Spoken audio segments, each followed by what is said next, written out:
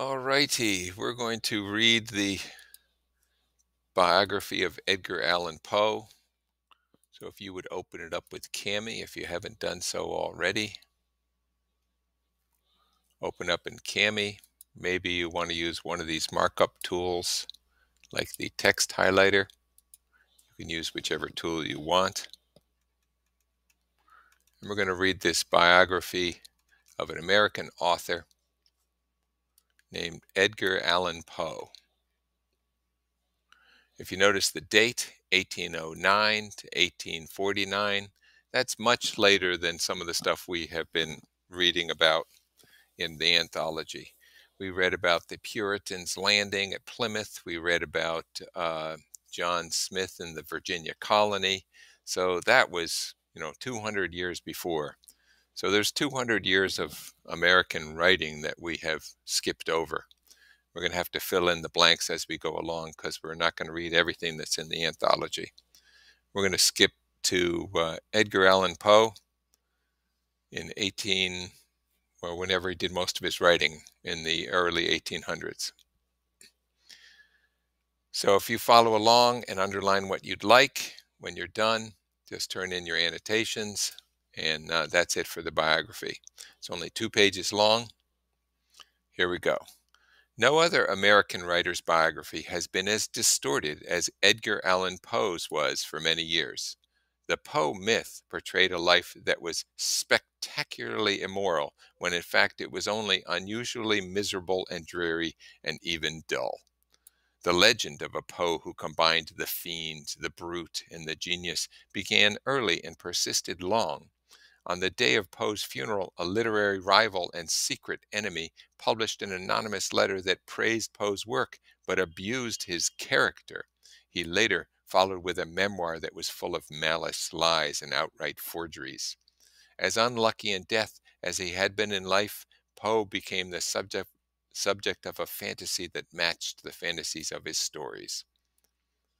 And as we read his stories, we'll realize how they were fantasies and how they launched an idea of Edgar Allan Poe as distorted. The truth, however, was more prosaic. Poe was born to traveling actors who were then situated in Boston. The father soon abandoned the family, and Poe's mother died destitute in a Richmond, Virginia rooming house when Poe was 2 years old. He was taken into the home of John Allen, a wealthy Richmond tobacco merchant, but was never formally adopted. Mrs. Allen apparently lavished affection upon the child, but Poe's relationship with Allen himself was probably never secure. He was raised and educated as the son of aristocrats, but both he and others knew that he had no legal rights as Allen's heir.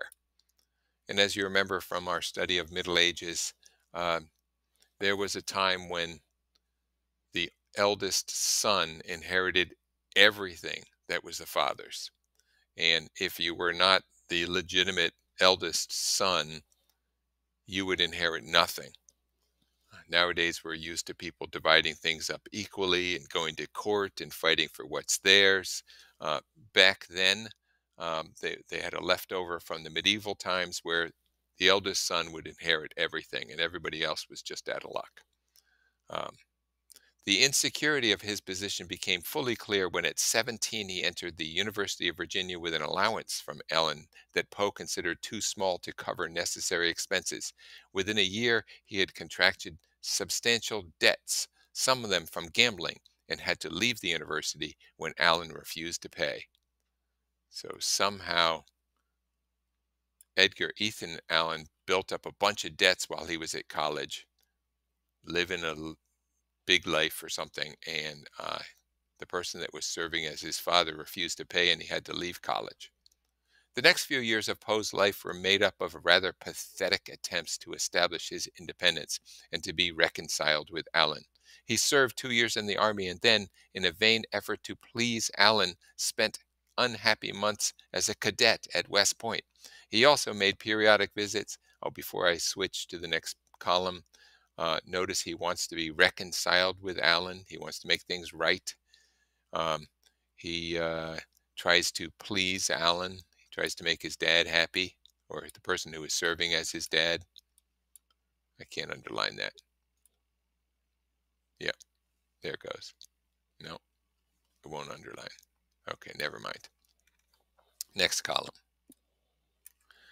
He made periodic visits home that were meant to regain Alan's favor, but usually led to bitter quarrels.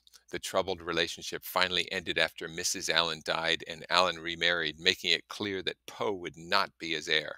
Poe did, of course, want to be Allen's heir, but he also wanted acknowledgement as a son. Even more, what the failure of the relationship meant to Poe was summed up years later in a single grim sentence. "The want of parental affection," he wrote, "has been the heaviest of my trials." So he felt like his parents didn't want him, or his dad didn't want him. Poe had first tried his literary fortunes at the age of 18 with a thin book of poems, which he expanded in two later editions, all without receiving any significant recognition. After he left West Point in 1831 with nothing further to be expected from Allen, he lived for a time in Baltimore at the home of his aunt, Ms. Maria Clem.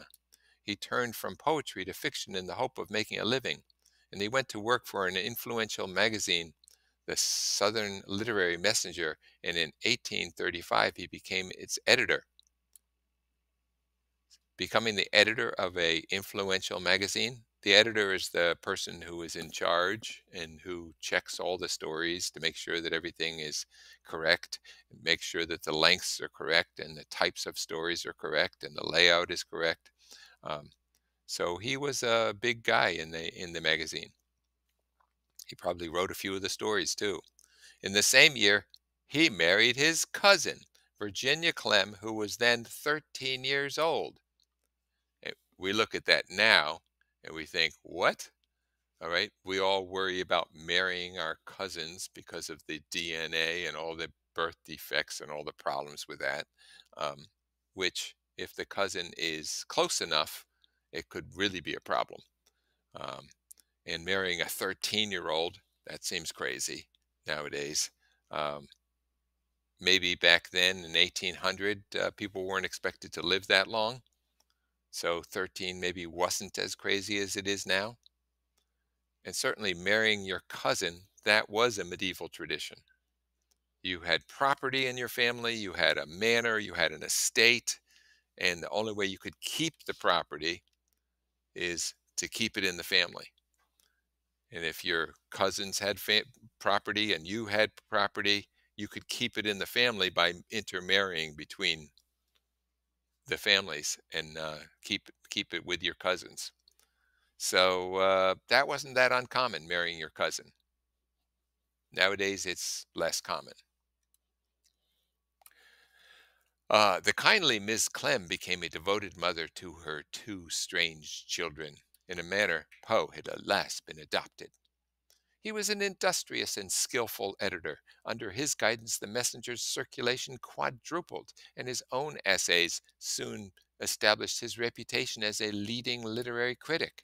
Unfortunately, he was developing another reputation as well for emotional instability and bouts of drunkenness.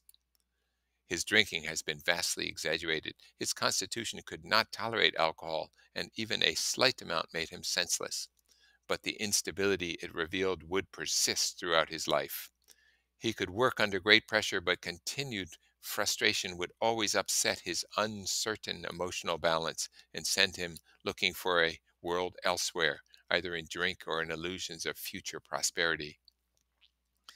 So apparently, he wasn't stable, and he would get drunk sometimes and look for happiness in other things. That certainly could happen. Look for happiness in alcohol or drugs or gambling or any other kinds of behavior. So apparently he was unstable. Dissatisfied with his meager salary, he left the Messenger in 1837 with unrealistic plans for establishing his own magazine and so becoming financially secure. Frustration with the present and unfounded hopes for the future became the pattern. "I live continually in a reverie of the future," he wrote later. "My life has been a scorn of all things present, in an earnest longing for the future." The imagination became for Poe an escape from the actual and a passage to an inner world of a different reality. So apparently, he did not want to live in the present, which we hear about uh, nowadays. Living in the present is a way to happiness, a way to be satisfied with what we have. Apparently, he wanted to live in the future, in the inner world of a different reality. Throughout the rest of his brief life, Poe was associated sometimes as an editor with various magazines in Philadelphia and New York. During this period, he wrote many of his best stories, along with much hack work. Despite his frantic efforts, he could not escape a grinding poverty. Ligeia, one of his finest stories, sold for $10, and frustration drove him from one unrealistic project for a new magazine to another. The publication of The Raven in 1845 brought him a measure of fame, but no increase of income. After 1842, Virginia's illness deprived him of a basic source of stability. Her death 5 years later from tuberculosis at the age of 24 plunged him into a confused search for emotional security with several women. Arr? Okay, his wife, Virginia, dies from tuberculosis, which used to be common. It's an infection of the lungs, and you guys are tested for it nowadays with a TB test. Once you've had it, the TB test will show that you've had it, um, and it can be treated to keep from killing you. Um, but back then, it wasn't treatable, or they didn't have the good penicillins and antibiotics that they have now. Okay, so he was thrown into a search for security with several women. In the last year of his life, he was twice engaged to be married. The second engagement was to a Richmond widow who had once been his boyhood sweetheart. Returning home north from Richmond on a business trip before his intended marriage, Poe stopped off in Baltimore. His movements and his companions there have remained a mystery, but 6 days later he was found in torn clothing, lying unconscious on a sidewalk in the rain. He died without regaining fully consciousness, without fully regaining consciousness. It seems that maybe he went out at night and got himself into some kind of trouble and ended up dead. The story is not clear. Poe's accomplishments in a short, frenzied life were substantial.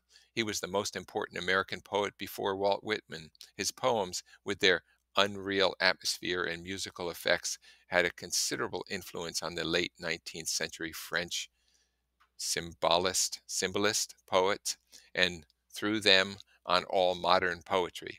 His literary criticism was a major contribution to a developing theory of romantic literature.